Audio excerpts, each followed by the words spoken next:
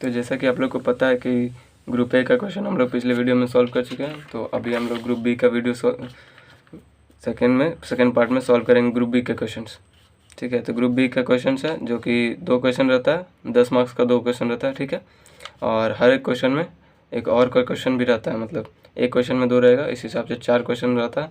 इसमें 4 में 2 आपको बनाना रहता है। तो पहले सेकेंड क्वेश्चन को सॉल्व करते हैं।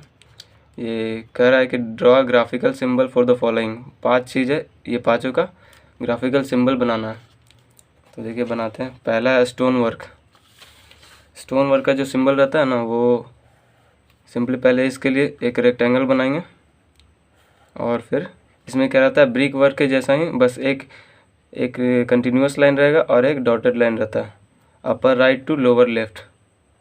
ठीक है, एक लाइन रहेगा कंटिन्यूस और उसके बाद फिर एक डॉटेड लाइन या डैश लाइन जिसको बोलते हैं वो रहेगा। ये सेम चीज़ पूरा बना देना है, ये हो जाएगा स्टोन वर्क। ठीक है, नेक्स्ट बनाते हैं। फर्स्ट सेकंड में single leaf single swing door. ठीक है, तो पहले तो डोर के लिए जो होता है हम लोग को प्राइमरीली वॉल बनाना पड़ता है, और उसके साथ में चौखट बनाना पड़ता है। ठीक है, तो ये वॉल और चौखट बनाने के बाद यहाँ पे शॉर्ट ब्रेक लगा देंगे वॉल में, उसके बाद वॉल का सिंबल दे देना।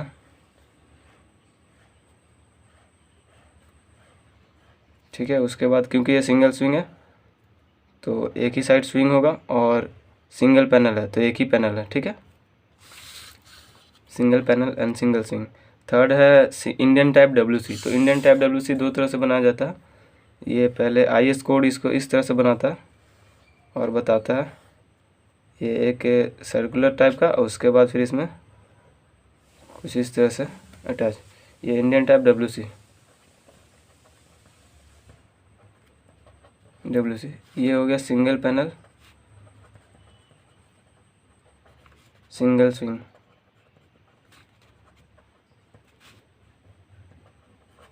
ठीक है, फोर्थ का क्वेश्चन है वो है ग्लास पैनल। तो ग्लास पैनल का डायग्राम जो रहता है वो सिंपली मतलब कि एक रेक्टेंगल रहेगा, और उसमें ये कुछ इस प्रकार से 3 या कभी कभी 5 भी दिया जाता है, 3 या 5 जो भी हो, लेकिन मिडल वाला सबसे बड़ा रहेगा, उससे छोटा, फिर उससे छोटा। ये ग्लास पैनल। फिफ्थ में जो है वो है ग्राउंड लेवल। तो ग्राउंड लेवल का ये, क्योंकि इसमें कंफ्यूज नहीं होना है कि ग्राउंड लेवल है या ग्राउंड है या अर्थ फिलिंग है, तो ग्राउंड या फिर अर्थिंग है, तो ये ग्राउंड है। सिंपली ये ग्राउंड, अर्थ का ग्राउंड जो रहता है उस हिसाब से एक लाइन से डिनोट करेंगे। उसके बाद फिर ये 3 ऐसे और 3 इस तरफ से ट्रायंगुलर एरो की तरह से ये दिखा देंगे। ये GL, यहाँ पे G और यहाँ पे L लिख भी सकते हैं। ये हो जाएगा ग्राउंड लाइन, ये ग्राउंड लेवल बोलते हैं इसको। ठीक है, ये फर्स्ट क्वेश्चन हो गया। उसके बाद फिर सेकंड क्वेश्चन इसी का और में जो है वो बोल रहा है ड्रॉ एंगल पर्सपेक्टिव व्यू का डायग्राम बनाना है। इसमें क्या कर रहा है, draw angular perspective. Angular perspective का मतलब ही होता है 2 पॉइंट पर्सपेक्टिव। ठीक है, तो इसमें बनाना है 2 point perspective of A rectangular block of size. इसका साइज बता रहा है, लेंथ 400 mm है, 300 mm ब्रेथ है, 200 mm हाइट है। ठीक है, तो पहले इसको एक रॉ डायग्राम बना लेंगे, उसके बाद फिर इसको पर्सपेक्टिव व्यू बनाएंगे हम लोग। द पिक्चर आगे कहता है क्वेश्चन में, the picture plane touches the vertical edge. तो मतलब जो हाइट है वो टच करेगा वर्टिकल एज जो है इसका, तो वो पिक्चर प्लेन में लाइज करेगा। ठीक है, तो हाइट जो है वो क्या हो जाएगा कि जो ऑब्जेक्ट का हाइट रहेगा वो ट्रू आ जाएगा, ट्रू लेंथ उसका आएगा पर्सपेक्टिव व्यू में। ठीक है, आगे क्वेश्चन कहता है station point is. Station point का मतलब ही होता है ऑब्जर्वर पॉइंट। ठीक है, तो station point is 300 mm above the ground और 400 mm in front of the picture plane. ठीक है, तो आगे बढ़ते हैं क्वेश्चन को हिसाब से।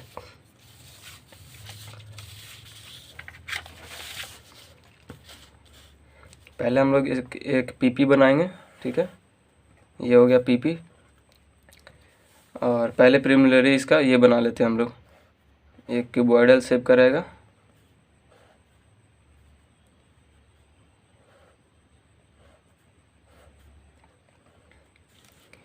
ये हो जाएगा 400, 300 एंड 200।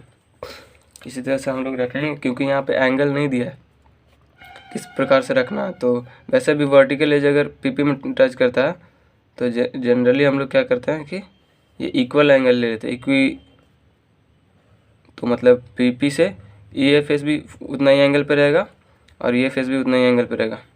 तो ये तो 45 डिग्री पे ही हो सकता है। ये हो गया। इस ऑब्जेक्ट को पहले हम पीपी पे लाइज करा दिए, इसका वर्टिकल एज, ठीक है। अभी इसका बनेगा पर्सपेक्टिव। तो कह रहा है ऑब्जर्वर के बारे में जो बताया था, ऑब्जर्वर के बारे में बताया था कि 300 mm above the ground level है, ground plane, and 400 mm in front of the picture plane. तो यहाँ से 400 mm पे हम लोग स्केल पे, जिस स्केल पे बनाएंगे 400 mm पे एक लाइन ड्रॉ करेंगे जो कि ऑब्जर्वर का लाइन रहेगा, ठीक है। यहाँ से ये क्योंकि कुछ बताया नहीं है कि जो वर्टिकल एक्सिस है या सेंटर ऑफ विजन है उससे कुछ लेफ्ट राइट नहीं है, तो इस हिसाब से ये यहाँ पे आ जाएगा ऑब्जर्वर। ऑब्जर्वर को एस से डिनोट किया जाता है, ठीक है। उसके बाद फिर हम लोग चलेंगे ग्राउंड लाइन, पहले ग्राउंड लाइन और ये हॉरिजॉन्टल लाइन बनाएंगे। ये बोलते हैं, क्या बोलते हैं, प्लान का सेक्शन ऊपर हो गया, अभी एलिवेशन का सेक्शन करेंगे। तो ये हॉरिजॉन्टल लाइन हो गया, कहीं पे भी हॉरिजॉन्टल लाइन ले सकते हैं हम लोग। उसके बाद क्या करेंगे, अभी इसने कहा था कि जो स्टेशन पॉइंट है, मतलब जो आई लेवल है या आई पॉइंट है, ऑब्जर्वर का जो पॉइंट है वो 300 mm एबव द ग्राउंड है। तो यहाँ पे यूज़ होगा एलिवेशन में, क्योंकि हाइट हम वो दिखेगा तो 300 mm एबव, मतलब कि जो आई लेवल है ये 300 mm ही ऊपर है, 1.5 मीटर पे नहीं है। तो यहाँ से कुछ 300 mm पे, जो भी स्केल पे हम लोग बनाएंगे उस स्केल पे 300 mm पे एक लाइन ड्रॉ करेंगे जो कि ग्राउंड लाइन डिनोट करेंगे, ठीक है। अब आगे स्टेप्स फॉलो करेंगे, जो कि इसका मतलब हर एक सेकेंड, मतलब 2 पॉइंट पर्सपेक्टिव बनाने में हर एक कॉमन स्टेप जो है वो है ये जो फेसेस है, इसको इसके पैरेलल स्टेशन से हम लोग पीपी पे एक पॉइंट कट करेंगे इस लाइन से, पैरेलल लाइन से, और उस पॉइंट को नोट करते हैं हम लोग, ठीक है। ये भी पैरेलल, इसके पैरेलल एक लाइन यहाँ एस से ड्रॉ करेंगे जो कि पीपी पे कट करेगा। उसके बाद इसका सीधा प्रोजेक्शन हम लोग परपेंडिकुलर प्रोजेक्शन हॉरिजॉन्टल लाइन पे लाइज कराते हैं, प्रोजेक्ट करते हैं, और उसी को बोलते हैं हम लोग वैनिशिंग पॉइंट। वैनिशिंग पॉइंट को भी या डब्ल्यू से डिनोट करते हैं। यहाँ पे 2 वैनिशिंग पॉइंट आ रहा है, W1 एंड W2। उसके बाद क्या करेंगे, क्योंकि ये जो वर्टिकल एज था ये ट्रू रहेगा इसलिए, और ये बोला नहीं है कि जो ऑब्जेक्ट है वो ग्राउंड लाइन से या ग्राउंड प्लेन से कितना हाइट पे है, इसलिए उसको क्या करेंगे हम लोग ग्राउंड पे ही लाइज करा देंगे। तो इस हिसाब से पहले इसका सेंटर एकदम लेते जाएंगे, सेंटर लाइन। उसके बाद फिर ये ट्रू जो लेंथ रहेगा 200 mm के आसपास रहेगा, जिस भी स्केल पे बनाएंगे इसको यहाँ पे 200 पे प्लॉट कर देंगे। उसके बाद यहाँ वैनिशिंग पॉइंट से मर्ज होगा, सब कन्वर्ज हो जाएगा वैनिशिंग पॉइंट पे, इसके पॉइंट सारे, ये ऊपर वाले भी एज से, ऊपर वाले पॉइंट से भी जाएगा, और ये कन्वर्ज करेगा वैनिशिंग पॉइंट 1 पे एंड वैनिशिंग पॉइंट 2 पे। फिर क्या करेंगे, ये जो है, ये जो राइट वाला वर्टेक्स है इसको हम लोग एक स्केल रख करके, देखिए प्रैक्टिकली करते हैं इसको, यहाँ पे स्केल रख करके, और यहाँ जहाँ पे भी कट करेगा उसको नोट करेंगे, बस इस हिसाब से इसको भी नोट करेंगे। और ये क्यूबॉइड है इसलिए सेम तो नहीं लाई करेगा, हल्का लेफ्ट या राइट लाई करेगा, ठीक है। तो यहाँ पे इसको नोट कर लिए। उसके बाद सीधा इसका प्रोजेक्शन हम लोग यहाँ तक लाएंगे जहाँ पे पर्सपेक्टिव व्यू बन रहा है, ठीक है। तो लेफ़्ट वाला वर्टेक्स का लेफ़्ट वाला एज बनेगा, राइट वाला वर्टेक्स का राइट वाला यहाँ पे पर्सपेक्टिव में बनेगा। अभी यहाँ पे हम लोग एक फिगर मिल गया है जो कि कुछ इस प्रकार से लगेगा। अब उसके बाद क्योंकि ये राइट वाला ऊपर का वर्टेक्स जो है वो विजिबल है, तो इसको पहले ऐसे और यहाँ से कुछ इस प्रकार से वैनिशिंग पॉइंट को पहले ज्वाइन कर देंगे। उसके बाद फिर क्योंकि फिगर मिल गया तो ये कुछ इस प्रकार से बना देंगे। यहाँ पे एक चीज़ ध्यान रखना है कि ये जितना भी डॉटेड लाइन हम यहाँ पे यूज़ किए हैं उसको आप डॉटेड भी यूज़ कर सकते हैं और एक कंटिन्यूस लाइन भी यूज़ कर सकते हैं, लेकिन एक कंटिन्यूस थिन लाइन यूज़ करना है क्योंकि जो पर्सपेक्टिव ड्राइंग है सिर्फ उसको डार्क लाइन यूज़ करना है, ठीक है। इसको एक आप दो बार मतलब पेंसिल यूज़ कर सकते हैं ताकि ये थोड़ा डार्क लगे। और ये जो वैनिशिंग पॉइंट है ये आप डार्क रख सकते हैं। ये वैनिशिंग पॉइंट साफ साफ दिखना चाहिए और नोटेशन बहुत क्लियर होना चाहिए। और इसको आप बाहर से दिखा भी सकते हैं पॉइंटर लेकर के कि वेनिसिंग पॉइंट है, ठीक है। और ये ऑब्जर्वर है, ऐसे एस लिखने से ही ऑब्जर्वर वो कंफर्म हो जाता है, स्टेशन ऑब्जर्वर, ठीक है। तो इसका पर्सपेक्टिव व्यू बन गया, कुछ इस प्रकार से बनेगा। जब स्केल पे बनाएंगे तो कुछ इस प्रकार से ही बनेगा। ये सेकंड क्वेश्चन हो गया। आगे क्वेश्चन देखते हैं हम लोग। ये है third question, draw line plan of primary health care centre on suitable scale for the following requirements. यहाँ पे रिक्वायरमेंट्स यहाँ पे दिया हुआ है, उस हिसाब से एक लाइन प्लान बनाना है। तो देखिए एक लाइन प्लान हमारे पास रेडी है, पहले उसको बनाते हैं। इसमें रिक्वायरमेंट्स क्या क्या है पहले इसको पढ़ लेते हैं। डॉक्टर्स रूम, एक 1 डॉक्टर रूम बनाना है, होना चाहिए, जो कि 4x3 मीटर होना चाहिए एरिया उसका। एक लेडी डॉक्टर रूम, ये भी होना चाहिए एक ही, और इसका भी एरिया सेम है 4x3। नर्स का रूम भी 4x3 होना चाहिए, एक ही है। टेक्निकल रूम, टेक्नीशियन रूम है 1 होना चाहिए और 4x3। डिस्पेंसरी का भी वही 4x3 है, और स्टोर का 3x3 है। यहाँ पे लिखा हुआ है also provide suitable waiting space and toilets. तो यहाँ पे टॉयलेट हम लोग को स्पेशली खुद से प्रोवाइड करना पड़ेगा, ठीक है। हम लोग एक ऐसा लाइन प्लान जो कि है जो इस तरह से बनाना चाहिए ताकि जो मिनिमम ये प्लॉट एरिया उसका रहे, सॉरी प्लिंथ एरिया रहे, क्योंकि मिनिमम रहेगा तो ये लैंड का एक्स्ट्रा है, मतलब एक तरह से अनइकोनॉमिकल यूज़ नहीं हो पाएगा। मिनिमम रहेगा तो इकोनॉमिकल रहेगा और हमारा ये बिल्डिंग जो रहेगा वो सही रहेगा, बनाने में उसको मतलब कि ज़्यादा खर्च नहीं आएगा। और सब चीज़ का जो भी अलाइनमेंट है वो इस प्रकार से होना चाहिए ताकि जो भी वहाँ लोग आएंगे उनको मतलब दिक्कत ना हो, और सहूलियत के साथ वो सब कुछ उनको पता चले। ऐसा ना हो कि मतलब टॉयलेट नहीं मिल रहा है या डॉक्टर्स का रूम है ये नहीं पता चले।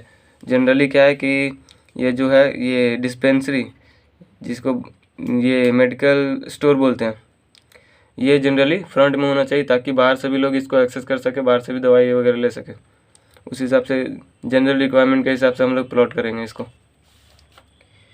पहले हम लोग एक रेक्टेंगुलर या स्क्वायर शेप में जनरली ले लेंगे, रफ पहले ये बना लेंगे, उसके बाद फिर इसको प्लॉट करेंगे शीट पे, किसी भी स्केल पे, जिस स्केल जितना हमारे पास जगह रहेगा शीट पे उस हिसाब से, ठीक है।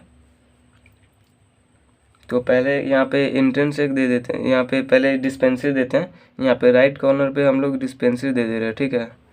4x3, ये 4 हमारा 4 वर्टिकल रख रहे हैं ताकि सभी चीज़ का अलाइनमेंट इस आप किसी भी तरह से अलाइनमेंट कर सकते हैं, लेकिन बस वो सही होना चाहिए और लगना चाहिए कि नहीं भाई मतलब सही तरह से बनाया गया, इसका अलाइनमेंट सही है, जो चीज़ जहाँ पे होना चाहिए वहीं पे है। यहाँ पे हम लोग फ्रंट में टॉयलेट दे रहे हैं, ठीक है, एंट्रेंस के पास में ही। ये टॉयलेट है 4x3, ठीक है। इसके बाद यहाँ पे वर्टिकली अलाइन कर रहे हैं हम लोग,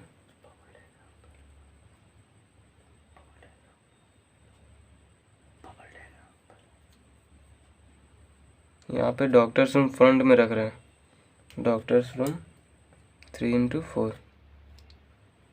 यहीं पे इसके आगे रख रहे हैं lady doctor room, lady doctor room, ये भी सेम, इसका डायमेंशन सेम है।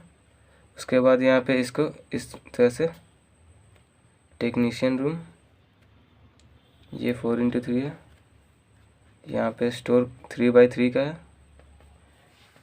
Store room. फिर है यहाँ पे नर्स का रूम, यहाँ पे कॉर्नर में है, ये 3x4। और यहाँ पे ये जो भी बचेगा एरिया वो वेटिंग एरिया के रूप में यूज़ हो जाएगा, वेटिंग एरिया, ठीक है। यहाँ पे क्योंकि एंट्रेंस है इसलिए इस एंट्रेंस पे हम लोग को प्लिंथ लेवल जनरली 450 mm रहता है, तो यहाँ पे 3 स्टेप्स देंगे तो 3 ट्रेड होगा, और 3 राइजर में तो उस हिसाब से ये first riser, second riser, first second and third, यहाँ पे 2 स्टेप्स ही दे सकते हैं, 2 स्टेप्स देंगे। थर्ड में वो 450 हो जाएगा, जैसे कि इसका जब एलिवेशन बनेगा तो 1 2 और 3 इस प्रकार से रहेगा। तो एक 150 mm का रहेगा, तो ये 450 हो जाएगा। प्लिंथ लेवल एक मिनिमम प्लिंथ लेवल अटेन कर लेगा, ठीक है, गेन कर लेगा। तो उस हिसाब से यहाँ पे 2 ट्रेड दे दिए और इसको ये इंट्रेंस यहाँ पे लिख दिया जाता है, इंट्रेंस, ठीक है, ये इंट्रेंस हो गया। एरो का साइन दे दिया जाता है। बाकी ये सारा डिटेलिंग इसी प्रकार से किया जाता है और इसको एक स्केल पे प्लॉट कर लिया जाएगा, ठीक है।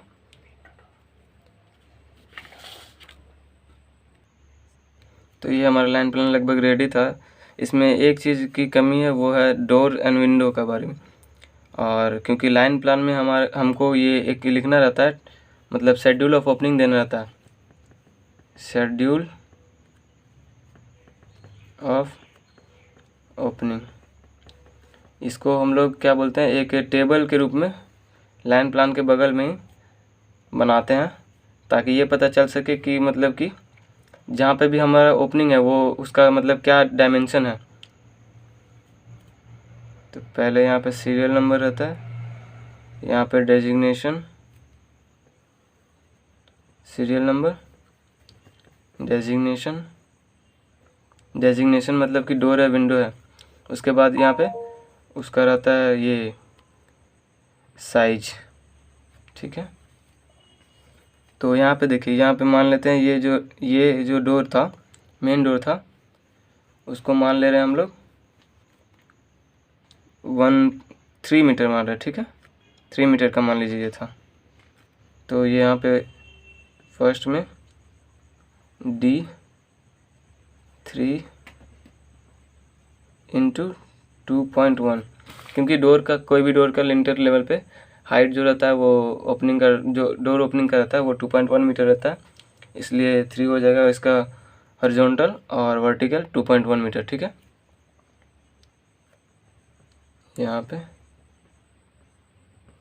मीटर इंटू मीटर लिख सकते हैं, या फिर यहाँ पे डायरेक्ट यहाँ पे 3 मीटर × 2.1 मीटर लिख सकते हैं।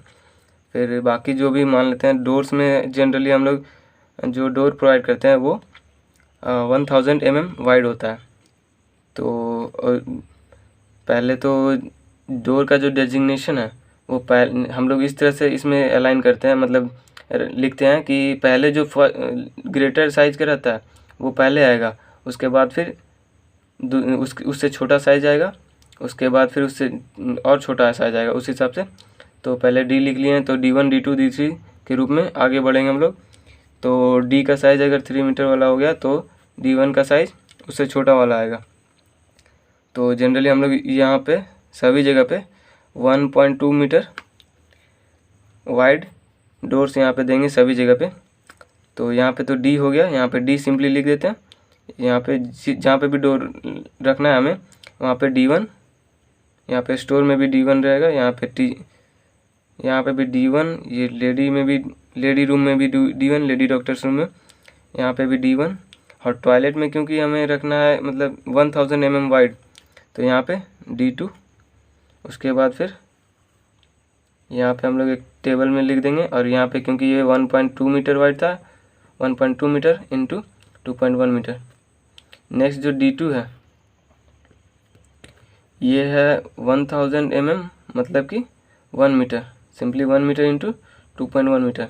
अब आगे विंडो की बात करते हैं, तो यहाँ पे सिंपली एक ही विंडो हम लोग प्रोवाइड करने वाले हैं। यहाँ पे विंडो डिस्पेंसरी में W लिखेंगे, सिंपली W प्रोवाइड करेंगे, सब जगह W ही रहेगा हर एक रूम के। यहाँ पे लाइन प्लान के साइड में हम लोग W लिख देते हैं। यहाँ पे क्योंकि टॉयलेट है तो यहाँ पे W नहीं प्रोवाइड कर सकते हैं। यहाँ पे टॉयलेट में जनरली जो विंडो प्रोवाइड किया जाता है उसका जो सिल लेवल रहता है वो हाइट पे रहता है, मतलब जनरली 600 mm नहीं रहता है, 0.6 मीटर नहीं रहता है, वो जनरली 900 mm सिल लेवल लिया जाता है। इसलिए यहाँ पे हम लोग दूसरा ये प्रोवाइड करना पड़ेगा, तो इसलिए यहाँ पे W1 लिख सकते हैं। यहाँ पे 4 में W लिखते हैं। ये W का ले लेते हैं हम लोग 1.5 मीटर × 1.5 मीटर। यहाँ पे 1.5 × 1.5 इसलिए हुआ क्योंकि ये 1.5 वाइड है, ये 1.5 ये क्या बोलते हैं वर्टिकल है। तो ये मान लीजिए ये लिंटेल है और ये कोई गेट है, ठीक है, और ये जो है ये खिड़की तो खिड़की का ओपनिंग तो ऊपर रहेगा, क्या बोलते हैं, लिंटेल के पास। और ये अगर इसका वर्टिकल है ये 1.5 मीटर, तो नीचे जो बचा है जो कि प्लिंथ से ऊपर जो भी ये जो यहाँ तक जो डिस्टेंस रहता है, इसको हम लोग सिल लेवल बोलते हैं, सिल लेवल। ठीक है, तो ये जो बचा वो 2.1, ये टोटल था 2.1 मीटर, ये 1.5 मीटर गया, तो यहाँ पे 0.6 मीटर बच गया। ठीक है, तो इसीलिए कहा जाता है कि जो जनरल विंडो जो प्रोवाइड करते हैं वो 600 mm, मतलब कि 0.6 मीटर इसका सिल लेवल रहता है, इतना सिल पे प्रोवाइड किया जाता है। और जो टॉयलेट ये सब का रहता है या फिर जो किचन का रहता है वो 900 mm, मतलब 0.9 मीटर सिल लेवल पे प्रोवाइड करते हैं हम लोग। तो यहाँ पे W का हो गया है, यहाँ पे 5 में, सीरियल नंबर 5 में हम लोग W1 का यूज़ करेंगे, और W1 का डिजिग्नेशन हो गया। और इसका साइज़ हम लोग 1.5 ही रखते हैं, लेकिन ये जो सिल लेवल क्योंकि यहाँ पे 0.9 हो गया, तो 2.1 में से हम लोग 0.9 घटाएंगे, तो ये बचेगा 1.2 मीटर। ठीक है, तो यहाँ पे हम लोग 1.5 मीटर इंटू 1.2 मीटर।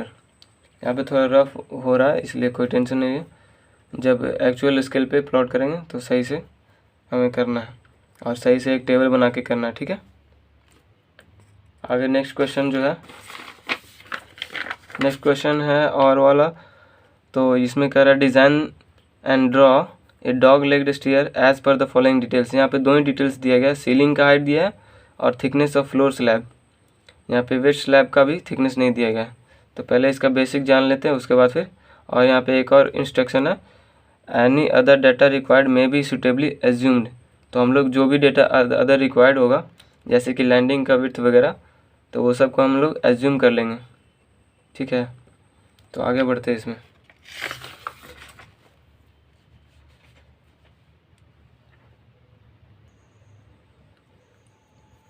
तो हमने ये पढ़ लिया था, और अब देखते हैं कि इसमें इसको पहले इसके बेसिक्स देख लेते हैं कि स्टेयर में किस क्या क्या चीज़ें होते हैं और उसको क्या क्या बोलते हैं, कहाँ पे क्या चीज़ें होते हैं। तो जनरली एक स्टेयर हम अभी पहले बना लेते हैं, उसके बाद बताते हैं आपको कि कहाँ पे क्या चीज़ें, किस चीज़ को क्या बोलते हैं। ठीक है, ये हम स्टेप्स बना रहे हैं स्टेयर के। उसके बाद तो ये जो यहाँ से ले करके स्टार्ट होता है, यहाँ से, और ये जो है ये चीज़, इसको हम लोग लैंडिंग बोलते हैं। ठीक है, LANDING, ये लैंडिंग होता है। ये लैंडिंग, यहाँ पे भी लैंडिंग, और ये जो है ये भी लैंडिंग। ठीक है, तो एक स्टेयर का जो यहाँ से एक स्टेयर जब एक लैंडिंग से, फर्स्ट लैंडिंग से स्टार्ट हो के सेकेंड लैंडिंग पे जो जाता है, इसको जनरली हम लोग बोलते हैं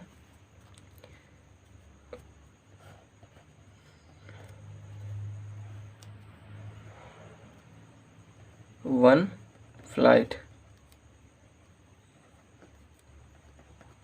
ये एक फ्लाइट इसको बोलते हैं। ठीक है, ये लैंडिंग के बारे में हमने देख लिया। फिर ये जो हॉरिजॉन्टल स्टेप का जो हॉरिजॉन्टल पोर्शन रहता है, इसको ट्रेड बोलते हैं, TREAD। और ये जो वर्टिकल पोर्शन रहता है, इसको राइज बोलते हैं, ये राइजर भी बोलते हैं। ठीक है, और ये जो बैक का पोर्शन जो रहता है, नीचे जो स्लैंट पोर्शन है, इसको बोला जाता है सोफिट। और ये जो वर्टेक्स है लैंड राइजर और ट्रेड के बीच का जो वर्टेक्स है, ये इसके और ये सोफिट के बीच ये जो स्लैब रहता है, इसको बोलते हैं waste slab, waste slab. Okay, इसका जो थिकनेस दिया हुआ रहता है जनरली क्वेश्चन में, नहीं दिया रहता है तो हम लोग एज्यूम करके इसमें बनाएंगे, क्योंकि इसमें नहीं दिया हुआ है तो एज्यूम करके हम लोग बनाएंगे। इसमें एक और चीज़ होता है, ये जो इंक्लिनेशन एंगल रहता है, इस एंगल को हम लोग बोलते हैं पिच, जो कि ऑब्जेक्टिव में हम लोग पढ़े थे। सूटेबल पिच एक क्वेश्चन था जिसका ऑप्शन 30 था। ठीक है, तो जनरली पिच जो है हम लोग 15 डिग्री टू 40 डिग्री इसी के बीच में लिया जाता है। ठीक है, तो ये बेसिक इसका हो गया। अभी हम लोग क्वेश्चन के हिसाब से चलेंगे। क्वेश्चन में सेलिंग हाइट दिया हुआ है, मतलब कि क्योंकि ये डॉग लेग है तो यहाँ पे 2 फ्लाइट्स होगा, एक फ़्लाइट इस तरह से और एक फ़्लाइट कुछ इस प्रकार से ऊपर भी जाएगा, और ये यहाँ पे भी लैंडिंग होगा। तो इस लैंडिंग के बीच में जो सेलिंग, इसका सेलिंग आएगा लैंडिंग का नीचे का पोर्शन, और यहाँ इस लैंडिंग के ऊपर से ये जो है ये 3200 mm हम लोग दिया हुआ है। और ये जो स्लैब की बात करा तो यहाँ पे हम लोग क्या एज्यूम कर लेंगे कि जितना भी स्लैब है या वेस्ट स्लैब है या स्लैब ऑफ द लैंडिंग है वो सब 100 mm एज्यूम करने वाले हैं हम लोग। तो चलिए पहले एज्यूम कर लेते हैं। एज्यूम डाटा हम लोग लिखेंगे,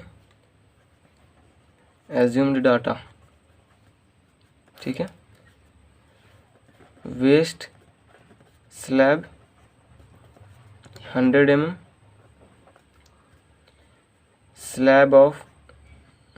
स्लैब थिकनेस ऑफ लैंडिंग, ठीक है। तो लैंडिंग का स्लैब का जो थिकनेस है उसको भी 100 mm एज्यूम कर रहे हैं, 100 mm, ओके। और ये जो राइज ट्रेड है इसको जनरली क्या होता है कि जनरली हम लोग राइज को 150 mm लेते हैं और ट्रेड को 300 mm लेते हैं, क्योंकि इसका एक रेंज दिया हुआ रहता है जो कि पब्लिक बिल्डिंग और प्राइवेट मतलब रेसिडेंशियल बिल्डिंग में अलग अलग थोड़ा होता है, थोड़ा सा डिफर करता है। इसका रेंज रहता है 170 mm to 190 mm rise, and इसका ट्रेड जो जाता है वो 270 to 300 आसपास ऐसे ही कुछ जाता है, ठीक है। और पब्लिक बिल्डिंग में 150 से शुरू होता है राइज, और ट्रेड इसके बीच में दो रिलेशंस होते हैं। जनरली क्या होता है कि rise is half of trade, ठीक है। तो राइज जितना लेंगे जनरली उसका ट्रेड दुगना रहता है। तो यहाँ पे हम लोग राइज ले रहे हैं 150 mm और ट्रेड ले रहा है 300 mm, ठीक है। इतना एज्यूम डाटा हो गया। अब लैंडिंग का विड्थ भी लिख देते हैं। लैंडिंग विड्थ मतलब ये जो चौड़ाई होगा यहाँ से इसका जो डायमेंशनिंग है ये लैंडिंग विड्थ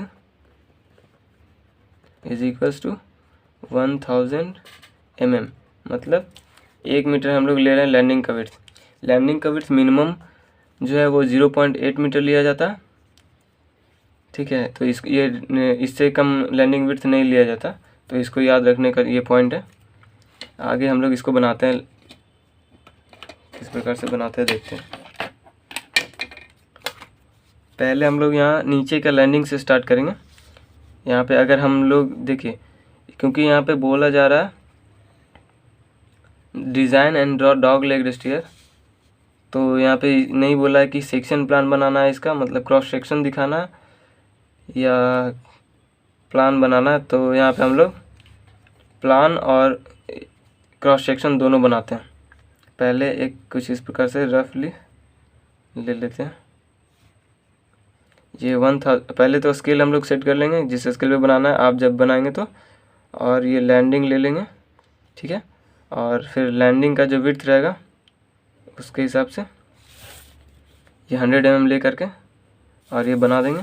उसके बाद क्या करेंगे, ये लैंडिंग विड्थ यहाँ पे 1000 mm स्केल पे रहेगा, ठीक है। 1000, अगर क्योंकि हमें इसमें बार बार mm लिखने में दिक्कत होगी इसलिए यहाँ पे हम लिख देंगे ऑल डायमेंशन इन mm, ठीक है, ड्राइंग बनाते वक्त। ये फिर यहाँ से हम लोग राइज और ट्रेड लेना शुरू करेंगे। और क्योंकि देखिए कुछ पहले हम लोग यहाँ पे समझ रहे हैं थोड़ा सा, ये मान लीजिए n नंबर है और यहाँ से फिर शिट, ये फिर से स्लैब, ये एक डॉगलेग स्टेयर होता है। यहाँ पे ये और ये कोइंसाइड करेगा, यहाँ पे गलत हुआ है थोड़ा सा, ठीक है। तो क्योंकि ये जो है ये 3200 mm हमें दिया हुआ है, ये 100 mm है, तो यहाँ से ले करके इसका हाइट जो है ये 3300 mm हो गया। अभी हम लोग राइज क्योंकि 150 रख रहे हैं, 150 इसलिए हमने एज्यूम किया है क्योंकि इसको डिवाइड करने में आसानी हो रही है हमें। 3300 mm जब राइज चढ़ेगा तो ये 150 से जब डिवाइड करते हैं तो यहाँ पे 22 स्टेप्स 22 राइज आते हैं, ठीक है, 22 राइज। तो हम लोग इसको 12 वन फ्लाइट में, 10 वन फ्लाइट में भी डिवाइड कर सकते हैं, या फिर 11 के 2 फ्लाइट में डिवाइड करने। यहाँ पे हम लोग 11 के 2 फ्लाइट में डिवाइड करने वाले हैं। तो क्या होगा कुछ इस प्रकार से, ये यहाँ से स्टेप चालू होगा और ये राइज तक यहाँ पे 11 राइज होगा, ठीक है। यहाँ पे भी जो चालू होगा तो यहाँ से यहाँ तक 11 राइज होंगे, ठीक है। तो यहाँ से हम लोग क्योंकि 11 राइज है, और जो ट्रेड होगा ट्रेड 10 होगा, क्योंकि ट्रेड इज इक्वल्स टू होता है राइज -1, ठीक है। जनरली देखिए आप इस पर पहले समझ लेते हैं। ये मान लीजिए 2 स्टेप्स, हम लोग 3 स्टेप्स बनाते हैं, तो ये 1 ट्रेड, 2 ट्रेड एंड 3 ट्रेड है। यहाँ पे यहाँ पे जैसे लैंडिंग रहता है, तो यहाँ पे तो ये इस प्रकार से ये कुछ लैंडिंग होगा।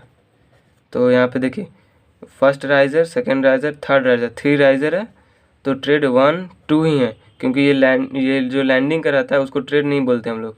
यहाँ पे भी लैंडिंग आ रहा है और यहाँ पे भी लैंडिंग आ रहा है, तो इसलिए जो 2 फ्लाइट होगा उसमें एक एक कम जाता है, लैंडिंग को हम लोग माइनस कर देते हैं, इसलिए tread is equals to riser -1। ये एकदम याद रखने का चीज़ है, ठीक है।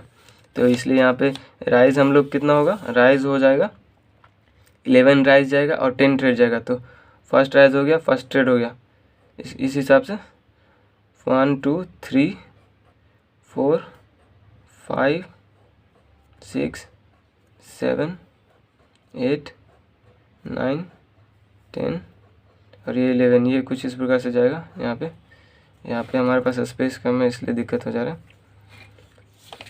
थोड़ा सा हम लोग इस पे बनाते हैं,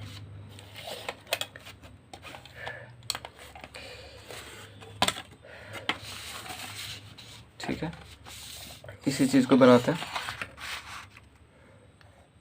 क्योंकि जब हम स्केल पे करेंगे ना तो उसमें कुछ दिक्कत नहीं होगा, उसमें जितना स्केल पे रहेगा उसी हिसाब से बनेगा। 1 2 3 4 5 6 7 8 9 10 11 हो गया। अब ये लैंडिंग जाएगा, ठीक है। अब ये लैंडिंग है तो इसका कुछ ना कुछ ये इसका विड्थ होगा, जितना विड्थ रहेगा उतना विड्थ छोड़ करके जो भी ये, क्योंकि 1000 माने तो 1000 mm लिखेंगे। यहाँ पे भी ये 1000 डायमेंशनिंग करते हुए चल रहे हैं हम यहाँ पे, आप लास्ट में भी कर सकते हैं। ये 1000 हो गया। उसके बाद ये जो लैंडिंग का विड्थ था, क्योंकि 100 यहाँ पे माने तो 100 यहाँ पे जाएगा। उसके बाद वेस्ट स्लैब प्रोवाइड करना है, तो वेस्ट स्लैब बताया था यहाँ से 100 फीट का डिस्टेंस होता है, तो यहाँ से 45 डिग्री के एंगल पे, लगभग यहाँ से 45 डिग्री एंगल पे स्केल को रखेंगे और ये 100 mm ले लेंगे, और कुछ इस प्रकार से यहाँ पे भी 100 mm ले लेंगे। और उसके बाद ये दोनों पॉइंट को मर्ज करेंगे, मिलाएंगे, और उसके बाद फिर एक्सटेंड भी कर देंगे। जहाँ पे एक्सटेंड करेगा ये, और फिर इस लाइन को भी एक्सटेंड करा के ज्वाइन करा लेना, ठीक है। ये ज्वाइन हो गया। ये एक स्लैब एक फ्लाइट हमारे पास 1 फ्लाइट रेडी है। यहाँ पे ट्रेड और राइज का डायमेंशनिंग भी हम लोग करके दिखा देंगे, ठीक है। ये 300 mm है, ये 150 mm, ठीक है। अभी क्योंकि ये जो है ये लैंडिंग है, ये कहीं ना कहीं बियरिंग रहेगा, या फिर कह सकते हैं कि ये बीम पे रहेगा या बियरिंग पे रहेगा। तो यहाँ पे हम लोग जो भी एक ले लेते हैं, हम लोग यहाँ पे वाल ले लेते हैं, ठीक है। वाल 200 mm का ले रहा है, 200 mm थिकनेस वाल। ये कुछ इस प्रकार से यहाँ पे शॉर्ट ब्रेक का यूज़ करके करेंगे, और ये बियरिंग कर देते हैं इसमें, मतलब कि वाल में इंसर्टेड है, ठीक है। ये जो स्लैब है वाल में इंसर्टेड है। इसके बाद इसके ऊपर से वाल, फिर से ये वाल ऊपर तक जाएगा, ठीक है। कहीं कुछ इस प्रकार से यहाँ पे हम लोग यहाँ पे भी शॉर्ट ब्रेक कर देते हैं और यहाँ से फिर यहाँ से हमारा राइज चालू होगा। तो यहाँ पे क्या होता है कि जिस लेवल पे, मतलब कि जिस वर्टिकल लाइन पे राइज इंड होता है, मतलब ये राइज इंड हुआ तो यहीं से जनरली स्टार्ट होता है एकदम कोइंसाइड करते हुए। क्योंकि जब इसका बनता है ना, यहाँ पे देखिए कुछ एक रफ प्लान यहाँ पे बनाते हैं डॉग लेग का। तो ये यहाँ पे पहले तो सेंटर होता है, सेंटर में थोड़ा सा स्पेसिंग रहता है और ये लैंडिंग विड्थ छोड़ करके, ये लैंडिंग छोड़ करके, यहाँ पे भी लैंडिंग छोड़ करके ये, क्योंकि यहाँ से हम लोग अप स्टेयर जा रहे हैं तो ये कंटिन्यूस रहेगा और उसके बाद यहाँ पे से ये डॉटेड यहीं के सामने में एकदम इसके सामने में यहाँ डॉटेड रहता है। और ये जो लाइन है ये डिनोट कर रहा है राइज को डिनोट कर रहा है, ठीक है। और ये जो जितने डिस्टेंस पे है वो ट्रेड डिनोट कर रहा है, ये जो डिस्टेंस है ये ट्रेड डिनोट कर रहा है। और ये जो है ये पोजीशन जो है, ये लाइन का पोजीशन जो है वो राइज का पोजीशन को डिनोट कर रहा है। तो यहाँ से ये दोनों कोइंसाइड करेगा, फिर यहाँ से स्टार्ट होगा हमारा राइज। ये भी 11 जाएगा, 1 2 3 4 5 6 7 8 9 10 11 गया। यहाँ पे पहले फिर से गिन लेते हैं, 1 2 3 4 5 6 7 8 9 10 11 हो गया। अब ये नेक्स्ट वाला जो है वो लैंडिंग होगा, ठीक है। यहाँ पे हम लोग 1000 लेंगे, सब जगह 1000 mm ले रहे हैं लैंडिंग का विड्थ। फिर यहाँ पे से 100 mm हम लोग स्लैब का थिकनेस ले करके नीचे आएंगे और इसको कुछ इस प्रकार से करेंगे। फिर ये 100 फीट का विड्थ लेंगे 100 mm और इसको इस प्रकार से यहाँ पे भी ले करके और ज्वाइन करके मिला देंगे। तो ये 100 फीट भी बन जाएगा। सेकेंड फ्लाइट भी बन गया हमारा। और ये जो एक्स्ट्रा पोर्शन रहेगा उसको इरेज कर लिया जाएगा, इरेज कर लेंगे, ठीक है। और यहाँ पे हमारा थोड़ा सा एरर हो रहा है कि ये दोनों कोइंसाइड नहीं कर रहा है, ये दोनों एकदम सेम कोइंसाइड करेगा, ठीक है। क्योंकि लैंडिंग यहाँ पे भी 1000 है और इस पोर्शन में भी 1000 है। और ये जो स्टेप्स है, जो नंबर ऑफ ट्रेड है, देखिए यहाँ पे काउंट करते हैं हम लोग 1 2 3 4 5 6 7 8 9 10। क्योंकि 11 राइज है तो 10 ट्रेड है।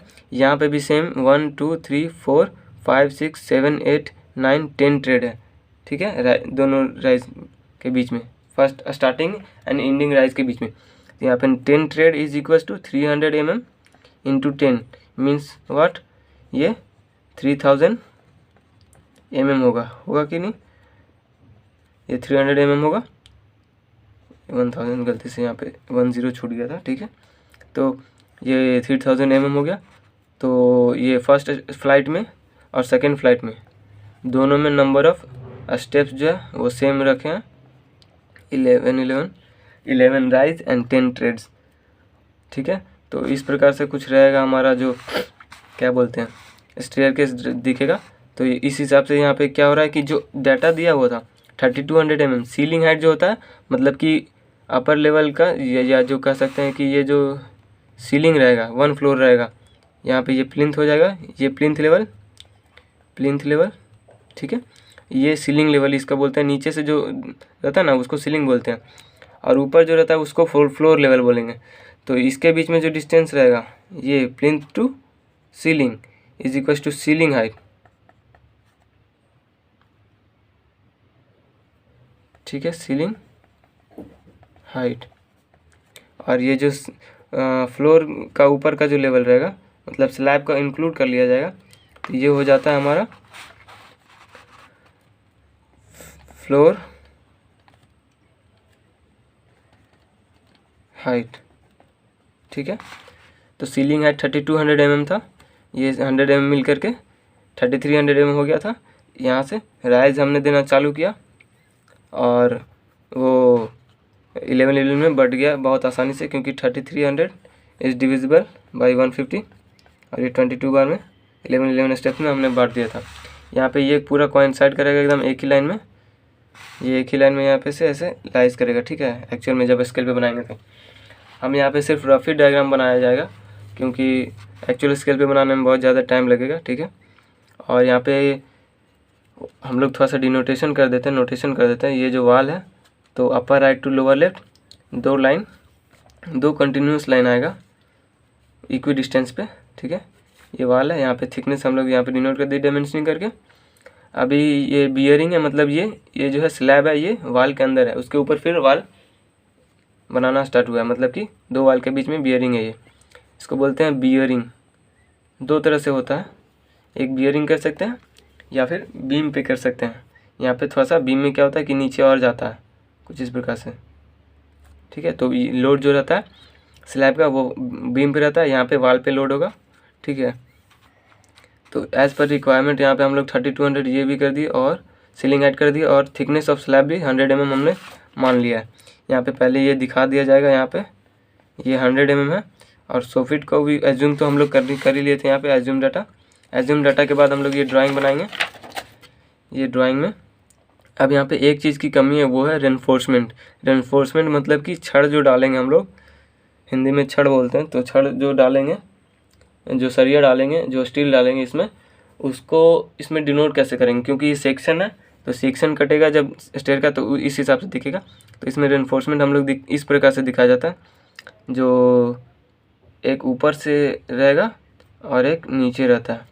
और ये जो है ना, ये अपर लेवल ऑफ लैंडिंग, और ये जो रेनफोर्समेंट डालेंगे, इस दोनों के बीच में जो डिस्टेंस रहता है इसको बोलते हैं हम लोग क्लियर कवर, ठीक है। ये क्लियर कवर जो रहता है जनरली हम लोग 30 mm रहता है, 30 mm हम लोग लेते हैं। तो 30 mm को स्केल पे प्लॉट करेंगे। अगर 1:100 पे बना रहे हैं तो 3 mm आएगा, ठीक है। तो 3 mm को यहाँ पे छोड़ देंगे। उसके बाद फिर 1:10 पे बनाएंगे अगर तो 3 mm आएगा, ठीक है।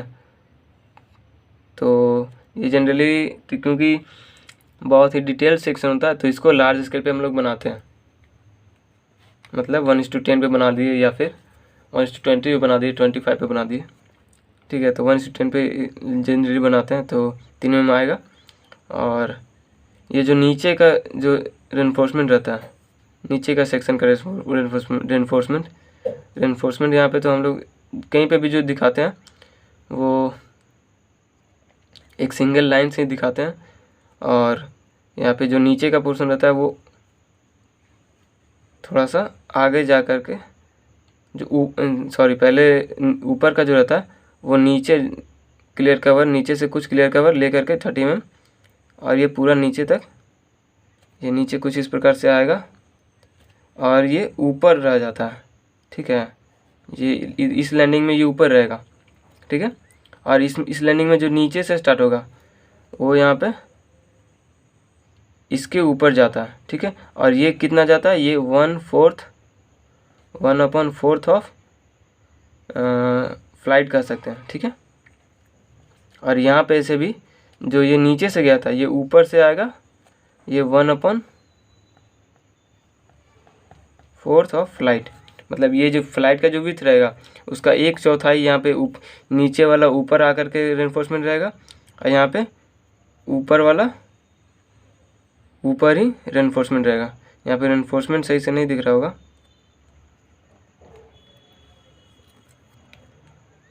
यहाँ पे ऊपर वाला जो है वो नीचे आया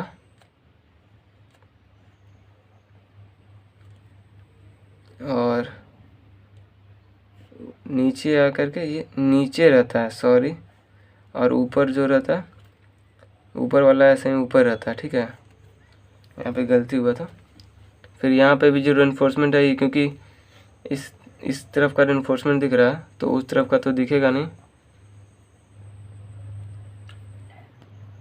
इसी प्रकार से हम ऊपर वाले फ्लाइट में भी रेनफोर्समेंट दे सकते हैं, ठीक है। तो और फिर क्वेश्चन में जनरली क्या है कि सिर्फ डॉग लेग स्टेयर बनाने के लिए बोला है, तो यहाँ पे रेनफोर्समेंट के बारे में हमें डिटेल नहीं दिया गया, तो रेनफोर्समेंट डाल भी सकते हैं या फिर नहीं भी डाल सकते हैं। लेकिन जब हमें टिपिकल सेक्शन ऑफ बनाना, मतलब या डिटेल्ड या टिपिकल सेक्शन ऑफ स्टेयरकेस बनाने के लिए बोलेगा, तब हमें रेनफोर्समेंट देने की बहुत, मतलब उसमें देना ही है, ठीक है। ऐसे इसमें रेनफोर्समेंट दे भी सकते हैं या फिर नहीं भी दे सकते हैं। तो रेनफोर्समेंट देने का एक मतलब पूरा अच्छे से वीडियो हम अपलोड करेंगे, इसमें कवर नहीं हो पाएगा ये रेनफोर्समेंट वाला सही से पार्ट, क्योंकि रेनफोर्समेंट में काफ़ी चीज़ें जो कि ध्यान में रखनी पड़ती है, काफ़ी चीज़ें इसमें डिटेलिंग करना पड़ता है, जैसे कि रेनफोर्समेंट का कितना डायमीटर का ये स्टील यूज़ कर रहे हैं, कौन सा ये लॉन्गिट्यूडनल है या ट्रैवर्स है वगैरह वगैरह। इसमें बहुत सारी चीज़ें होती है जो कि सही से यहाँ पे कवर नहीं हो पाएगी अभी। तो जनरली अगर ये क्योंकि यहाँ पे रेनफोर्समेंट के बारे में कुछ डिटेल्स नहीं दिया है, तो हम लोग रेनफोर्समेंट नहीं डाल भी सकते हैं या नहीं भी डाल सकते हैं। डाल दें तो सही है, नहीं तो यहाँ पे बिना रेनफोर्समेंट के भी हम लोग टू डॉग लेग्ड हो गया, ठीक है। और ये इसका सेक्शन बना दिए हम लोग, सिर्फ यही दिखा देंगे और डिटेलिंग कर देंगे कि यहाँ पे लैंडिंग का विड्थ क्या है, ट्रेड राइज क्या है और वेस्ट स्लैब का थिकनेस क्या है। बस इतना से काम हो जाएगा हमारा। तो ये बन जाएगा ये क्वेश्चन नंबर 2 का, और इस प्रकार से बनेगा। स्केल पे बहुत अच्छा से हमें बारीकी से, मतलब कि बहुत प्रिसाइजली इसको सही से करना पड़ता है, नहीं तो बहुत सारे एरर आते हैं। यहाँ पे जो यहाँ पे स्टार्ट होगा, यहाँ पे एंड होगा, तो यहाँ पे से फिर जो बनाएंगे तो ये जो है ये कोइंसाइड नहीं करेगा, क्योंकि जो एरर होगा ना तो उसके वजह से ये कोइंसाइड नहीं करेगा। तो बहुत अच्छा से, मतलब प्रिसाइजली और एक्यूरेटली हमें बनाना पड़ता है। स्केल पे सही से बनाएंगे आप तो समझ में आएगा आपको, ठीक है। तो ये ग्रुप बी का जो दोनों क्वेश्चंस थे और मिला करके हमने सॉल्व कर लिया है लगभग अप्रॉक्स में। तो आप स्केल पे सॉल्व करके देख सकते हैं। उसके बाद फिर अब नेक्स्ट वीडियो में हम लोग ग्रुप सी पे इसको हम लोग स्केल पे प्लॉट करके बनाएंगे, मतलब कि एक्चुअल जैसा बनेगा उसको बनाएंगे, ठीक है। तो नेक्स्ट वीडियो में ग्रुप सी